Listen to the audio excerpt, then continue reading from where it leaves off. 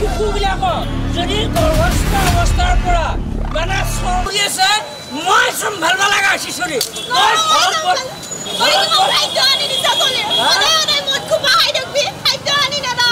আঠিয়া colony ভৰ্তি কৰি দিছো ঘৰত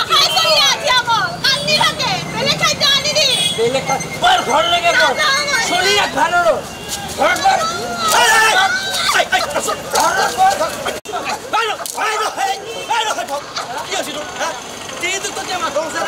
ৰাস্তাতকে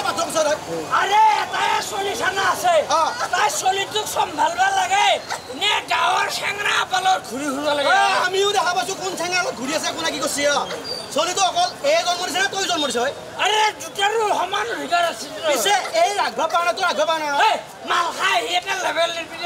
বেছি নালাগে কোনে মাল খাইছে কোন মাল খাব আছে চকৰ হে এটা বছৰ হয় পিঠি বহলৈ যাব গৈছো আৰে একবাৰ বিয়া হৈছে বিচু টেঙা নে মিঠা গম পাবি বিয়া হবৰলা হৈ আছে তই বিয়া হবা নাংগে বিয়া মানুহ বহুত দেখা হৈছো কিন্তু তোৰ নিচিনা মদ আহি দেখা নাই তোৰ নিচিনা অত্যাচাৰ কৰা মানুহ দেখা নাই গম পাইছা এখন চিনিয়ৰ মানুহ বেছি লেভেল এ ৰাম চিনিয়ৰে কি আদৰ্শ দেখাইছা মদ খাব লাগে নেকি তোৰ নিচিনা ঘূৰি ফুৰিব লাগে নেকি বৰ ঘৰ পঢ়াই বহ ই যুক্তি আছে সন্তান জন্ম দিলে নহ'ব তাক প্ৰতিপালন কৰিব লাগিব গম পাইছে না এইটো মাকৰে দায়িত্ব নহয় তোৰ নিচিনা পাপকৰ দায়িত্ব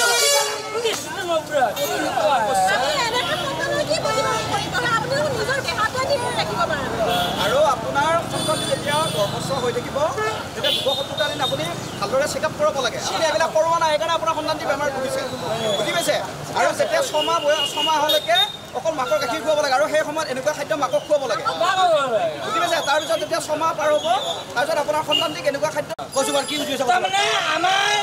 শিশুবিলাকক যদি গৰ্ভস্থ অৱস্থাৰ পৰা মানে চৰকাৰীভাৱে পৰীক্ষা নিৰীক্ষা কৰি যিবিলাক নেকি খাদ্য ব্যৱস্থা কৰিছে সেইবিলাক খাদ্য যদি আমি গৰ্ভস্থ অৱস্থাৰ পৰা শিশুবিলাকক খুৱাওঁ মাতৃক খুৱাওঁ তেতিয়াহ'লে আমাৰ সন্তানটি যিটো আহিব লগা সন্তান সেই সন্তানটি তাৰমানে এজন সুস্থ স্বাস্থ্যৱান আৰু সুনাগৰিক হিচাপে গঢ়ি উঠে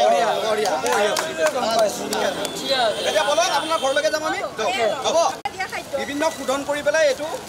পুষ্টিকৰ খাদ্য বনাইছে বুজিছে হ'লে আমি আঠিয়া কল খুৱাই চলি যাওঁ আঠিয়া কলো খোৱা কথা নাই কিন্তু এই খাদ্যটো অতি প্ৰয়োজনীয় সেইকাৰণে আপোনাৰ সন্তানটি এতিয়া ৰোগত ভুগি আছে পুষ্টিহীনতাৰ ৰোগত বুজিছে এইকেইটা চলিক নোখুৱাব মাকক নোখুৱাই ই নিজে খায় খানা বনাই খায় সেই সন্তানটি কামত ভুগিছে আমি এতিয়া এনআৰচিলৈ পঠিয়াব লাগিব মই এনআৰচি ডাইৰেক্ট জিমত পঠাই দিম তোৰ এই সৰু চৰু জিমত নাযায় ডাঙৰ কৰ ভালকে খাদ্য খুৱাব আমি এনআৰচিলৈকে পঠিয়াব লাগিব আপোনাৰ সন্তানটি বুজিছে কিহৰ কাৰণে তাৰ স্বাস্থ্য এতিয়া বৰ্তমান বেয়া হৈ গৈছে পুষ্টিহীনতাত ভুগিছেতো তাৰ স্বাস্থ্য উন্নীতকৰণৰ কাৰণে আমি ওদালগুৰি চিভিলৰ পিছফালে তাত পঠিয়াব লাগিব বুজিছে দিবলৈ নিদিয়ে মানে এখেত যিমান দিন থাকিব 200 টকাকৈ পাব আপুনি কিয় পাবহে এখেতে পাব এখেতে থাকিব আপোনাৰ তাতে প্ৰয়োজন নাই নহয়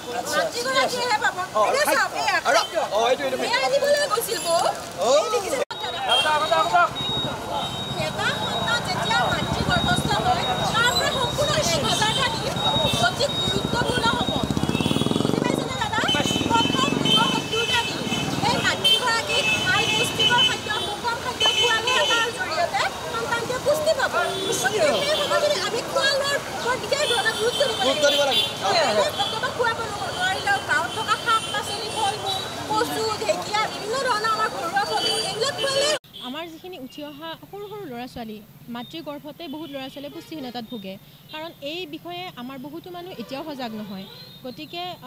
আমি এটা সজাগতাৰ সৃষ্টি কৰিব খুজিছোঁ যাতে আমি বাতৰ নাটৰ জৰিয়তে যিকোনো প্ৰকাৰে বিভিন্ন ধৰণৰ যিসকল মানুহ আছে যিয়ে এতিয়াও এই বিষয়ে সজাগ নহয় তেওঁলোকে যাতে বুজে যে গৰ্ভত থকা সন্তানটি মাকৰ জৰিয়তেহে পুষ্টি লাভ কৰিব গতিকে মাকক আমি পুষ্টিকৰ খাদ্য লগতে সুষম খাদ্য যোগান ধৰি গৰ্ভত থকা সন্তানটিৰ লগতে ভূমিষ্ঠ হোৱাৰ পিছতো সন্তানটোক কমেও আপোনাৰ ধৰক 6 মাহৰ পৰা এবছৰলৈ যাতে ভালদৰে খাদ্য যিখিনি প্ৰয়োজনীয় পুষ্টিকৰ আৰু সুষম খাদ্যৰ দৰকাৰ বিভিন্ন ধৰণৰ ভিটামিনৰ দৰকাৰ এইখিনি যাতে খুৱাব পাৰে সকলোৱে আৰু চৰকাৰে আমাক ইয়াৰ কাৰণে খাদ্য কিছুমান দিছে অংগনাবাদী কৰ্মীসকলৰ জৰিয়তে ইয়াক বিতৰণ কৰা হয় গতিকে এই কথাখিনি আমি সজাগতামূলকভাৱে বাৰ্তা হিচাপে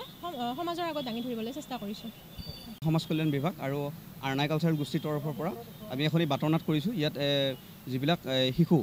পুষ্টিহীনতাত ভুগিছে তাৰ ওপৰত সমাজৰ ওচৰত এটা বাৰ্তা দিব বিচাৰিছোঁ যে পুষ্টিহীনতাত কিয় ভোগে পুষ্টিহীনতাৰ বাবে আমি কি কৰিব লাগে পুষ্টিহীনতাৰ ৰোগটো কি বুলি কয় আৰু কলৈকে নিব লাগে এইখিনি ক্ষেত্ৰত আমি ৰাইজৰ ওচৰত সজাগতামূলক এখন বাৰ্তানাট হয় এই ক্ষেত্ৰতে আমি আগবাঢ়ি আহিছোঁ যে ৰাইজক কেনেকৈ সজাগ কৰি পেলাই আমি এই দিশৰ পৰা আগুৱাই নিব পাৰোঁ গাঁও অঞ্চলতো আমি গৈছোঁ ইয়াতো আহিছোঁ গাঁও অঞ্চলৰ প্ৰায় প্ৰতি গাঁৱে গাঁৱে চুবুৰী আমি সোমাবৰ কাৰণে চেষ্টা কৰিছোঁ ৰাইজৰ সঁহাৰি ধুনীয়া মানে মানুহখিনিয়ে ভালকৈ বুজি পাইছে আমাক সহায় সহযোগ কৰিছে তাৰ বাবে ৰাইজলৈ আমাৰ তৰফৰ পৰা বহুত বহুত ধন্যবাদ